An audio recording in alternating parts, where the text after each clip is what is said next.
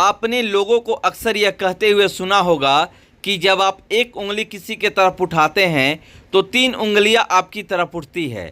इसी शब्द का प्रयोग सदन में केंद्रीय मंत्री चिराग पासवान किए। लोकसभा अध्यक्ष के चुनाव के बाद केंद्रीय मंत्री चिराग पासवान सदन में बोले कि जब आप एक उंगली किसी के तरफ उठाते हैं तो 3 उंगलियां आपकी तरफ उठती है। ऐसा क्या हुआ कि चिराग पासवान को इस शब्द का प्रयोग करना पड़ा? आइए मैं आपको पूरा वीडियो उनका सुनवाता हूं कि क्यों यह बात बोले। जरूर आग्रह करूंगा कि जब एक उंगली आप किसी की तरफ उठाते हैं तो बाकी उंगलियां आपकी तरफ उठती हैं।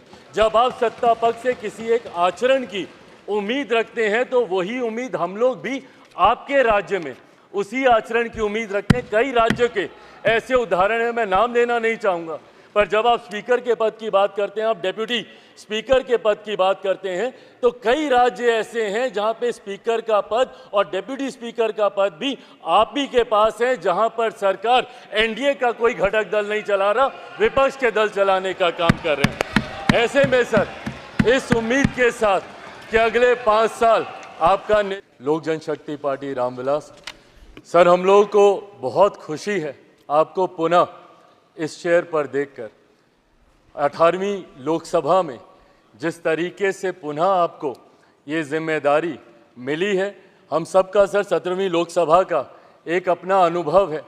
उस वक्त जिस तरीके से आपने महिलाओं को और युवाओं को, ऐसे सांसद जो पहली बार चुनकर आए सर, उनको आपने प्रोत्साहित करने का काम किया, सामने से आपने उनको मौका देने का काम किया। सर, इस बार मेरी पार्टी में भी महिलाओं और युवाओं की तादाद है, उम्मीद मैं यही रखूंगा कि उनको भी आप उसी तरीके से मौका देंगे।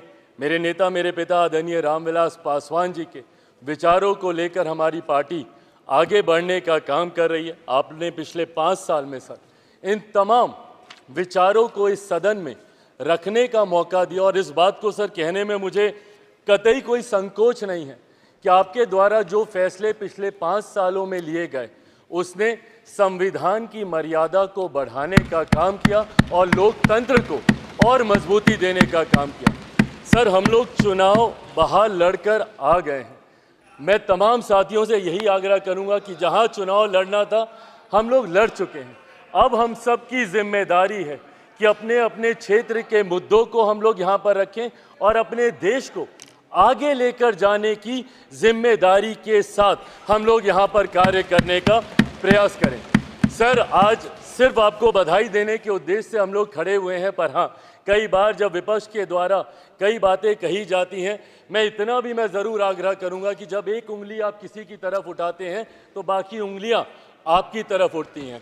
जब आप सत्ता पक्ष से किसी एक आचरण की उम्मीद रखते हैं तो वही उम्मीद हम लोग भी आपके राज्य में उसी आचरण की उम्मीद रखते हैं। कई राज्यों के ऐसे उदाहरण हैं, मैं नाम लेना नहीं चाहूँगा, पर जब आप स्पीकर के पद की बात करते हैं, आप डेप्यूटी स्पीकर के पद की बात करते हैं, तो कई राज्य ऐसे हैं जहां पे स्पीकर का पद और डेप्यूटी स्पीकर का पद भी आप ही के पास है, जहां पर सरकार एनडीए का कोई घटक दल नहीं चला रहा, विपक्ष के दल चलाने का काम कर रहे हैं। ऐसे में सर, इस उम्मीद के साथ कि अगले 5 साल आपका नेतृत्व, आपका मार्गदर्शन उतनी ही खूबसूरती से हम लोगों को मिलता रहेगा जैसे पिछले 5 सालों में मिला। मैं एक बार फिर से अपनी पार्टी की तरफ से, लोक जनशक्ति पार्टी रामविलास की तरफ से आपका पुनः स्वागत करता हूं।